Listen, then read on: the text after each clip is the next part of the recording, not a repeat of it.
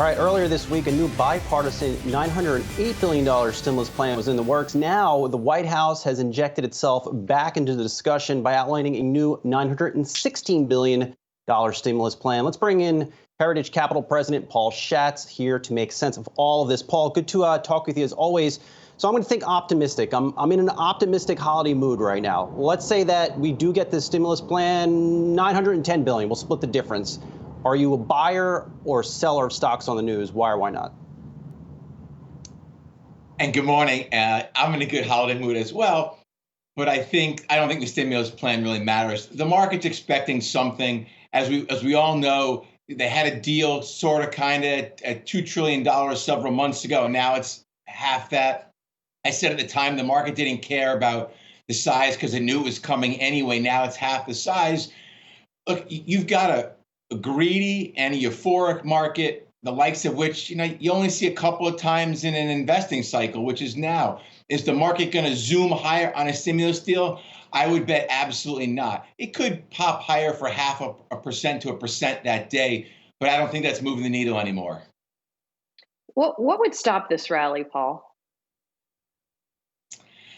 So those are the kind of questions that normally happen in a melt up, euphoric kind of market, because nobody can find. For the last couple of weeks, I haven't heard anyone talk about any downside catalyst. So number one, you're in that seasonal time of year, December, except for 2018, where Jay Powell stimulated the market to the downside by 20%. It's real hard to find a downside catalyst end of the year. Could you go down 1% or 2% in December? Sure. But it's always something out of left field that no one's. So it's not going to be Corona. I said the last 3 months, the market, it's a health crisis. The market doesn't care about the daily hospitalizations and new cases and, frankly, deaths, as callous as that may sound, because the market's trading as if it's Q2 of 2021. So what's going to befall the market? What's going to punish the latecomers? Because something always does. It's going to be something out of left field. It'll be maybe something in the currency markets with the yuan. Could it be something happening in Britain with Brexit? Sure. There's always something out there that is not, in our tunnel vision. So I'm not smart enough, frankly, to figure out what that's going to be. I'm just trying to invest and do this day to day right now.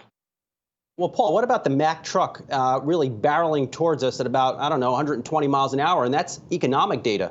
We talked to a lot of economists here over the past week and a half, and really a lot of the economists on the street are looking for a renewed leg lower in economic data. You name it, GDP, consumer spending, retail sales. It could be pretty abysmal. Why won't that lead to a sell-off? It is going to be, unfortunately, a dark winter. We all know that. There are no secrets anymore.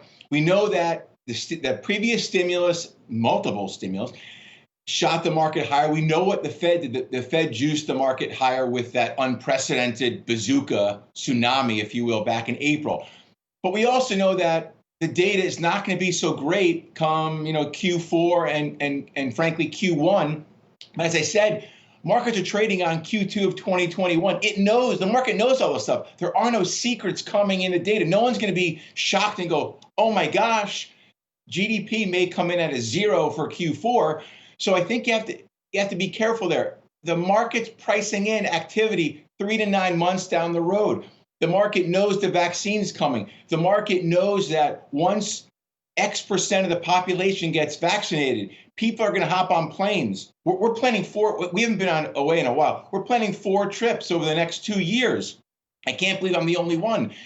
The likes of Marriott and Southwest, the airlines, the hotels, the casinos, the market knows that growth is going to get juiced and goosed down the road because of the vaccine. So the market's going to look past most of the bad data coming up, even if it pulls back, 5 to 9% in the next 3 months.